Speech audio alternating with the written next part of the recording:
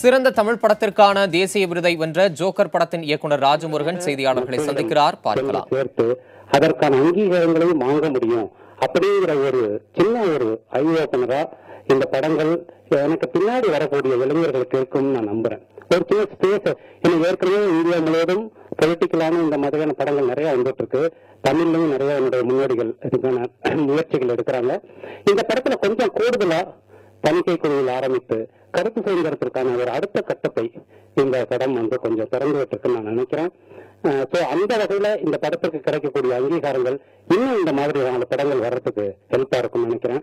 இன்னொன்னு, இந்த படம் இன்றைக்கு உலகம் முழுவதும் சமகால அரசியல்ல இந்தியால தமிழ்நாட்டுல தொடர்ந்து தனி மனிதனாகவோ ஒரு அமைப்பாகவோ ஒரு குழுவாகவோ இயங்கிக்கிட்டு இருக்கக்கூடிய போராடி கொண்டிருக்கக்கூடிய தங்களுடைய உரிமைகளை கேட்கக்கூடிய மனித உரிமை போராளிகள் அவங்க தான் அடுத்த கட்டமான அரசியலை அதிகாரம் தவிர்த்த ஓட்டுரிமை தவிர்த்த மக்களுக்கான அரசியலை எடுத்து போவதற்கு அடுத்த நூற்றாண்டுக்கு எடுத்து போவது அவங்க கையில தான் இருக்கு.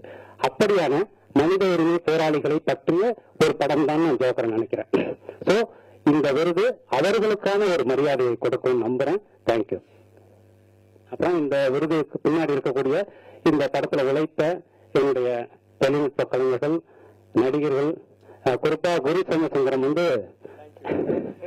இல்ல ரொம்ப முக்கியமான நான் ஆரம்பத்திலே சொல்லிட்டே இருக்கேன். இந்தியில நவாசுதீன் சித்திக்கு இருக்கிற மாதிரி ஒரு ஸ்பேஸ்ல இருக்கக்கூடிய ஒரு ஆர்டிஸ்ட்.